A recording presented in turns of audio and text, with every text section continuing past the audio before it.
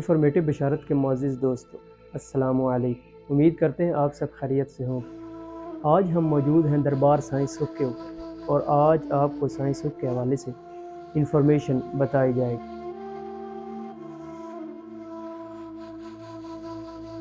یہ مقبرہ چنیوٹ کی مرکزی پہاڑیوں کے پاس محلہ مسکین پورہ میں واقع ہے۔ ان کا اصل نام شیخ احمد ہے، جبکہ والدہ آپ کو پیار سے احمد ماہی کہہ کر پکارا کرتی تھی، اسی لیے آپ کا نام شیخ احمد ماہی پڑ گیا، جبکہ عام طور پر آپ سائیں سکھ کے نام سے مشہور ہیں۔ آپ 1921 میں مڈ رانجھا، ضلع سرگودا میں پیدا ہوئے۔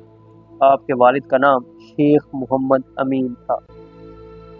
ابھی آپ کی عمر 5 سال تھی کہ آپ کے والدین مڈ رانجھا سے سکونت ترک کر کے چنیوٹ منتقل ہو گئے اور محلہ کمانگرہ میں رہائش اختیار کر لی۔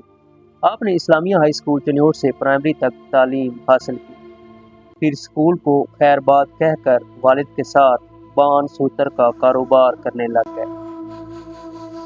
15 سال کی عمر میں آپ کی شادی آپ کے چچا شیخ عبداللہ کی صاحبزادی سے ہو گئی۔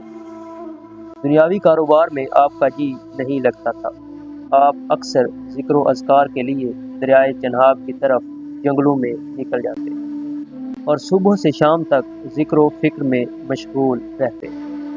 آخر کار آپ نے دنیا داری کو چھوڑ چھاڑ کر پہاڑیوں کے پاس سکونت اختیار کر لی، اور وہیں 2 دسمبر 1987 کو آپ کا انتقال ہوا۔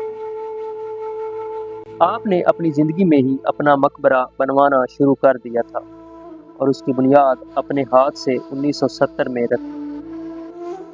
15 سال کی مدت میں 1985 میں یہ مقبرہ مکمل ہوا۔ یہ مقبرہ مغل اور جدید طرز تعمیر کا امتزاج ہے۔ یہ مقبرہ زمین سے 3 فٹ بلند چبوترے پر بنایا گیا ہے۔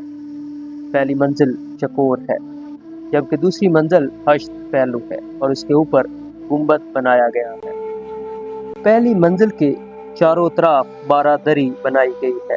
بارہ دری کے ستونوں اور فرش کو سنگ مرمر سے مزین کیا گیا ہے، جبکہ گنبد نما چھتوں کو بھی بہت ہی خوبصورت اور نفیس شیشہ کاری سے سجایا گیا ہے۔ اس کے علاوہ مقبرہ کے ارد گرد بھی سنگ مرمر لگایا گیا ہے۔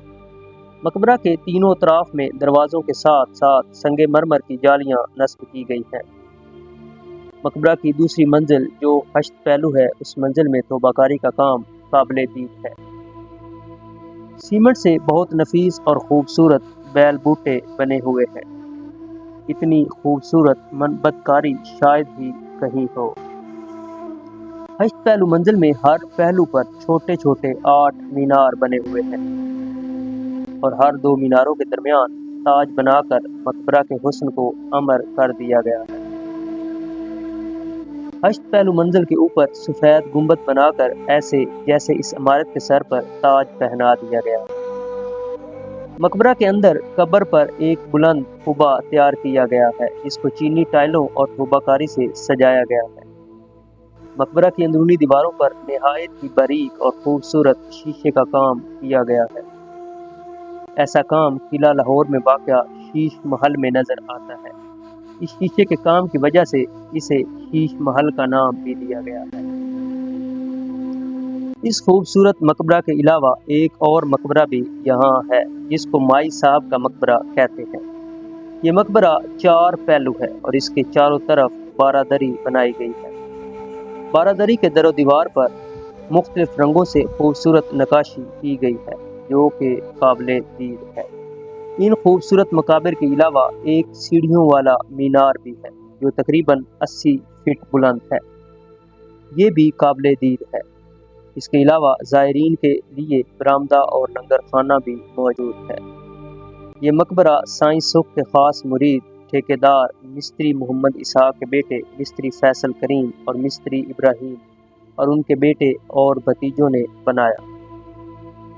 یہ مقبرہ اگرچہ اتنا قدیم نہیں ہے، لیکن اس کی خوبصورتی اور طرز تعمیر کی وجہ سے یہ کہا جا سکتا ہے کہ تاج محل آج بھی تعمیر ہو سکتا ہے۔ مزید معلوماتی ویڈیوز کے لیے ہمارے چینل کو سبسکرائب کیجیے، ویڈیوز کو لائک کیجیے، کمنٹ کیجیے، دوستوں کے ساتھ شیئر کیجیے، ہماری حوصلہ افزائی کیجیے اور دعاؤں میں یاد رکھیے۔ اللہ حافظ۔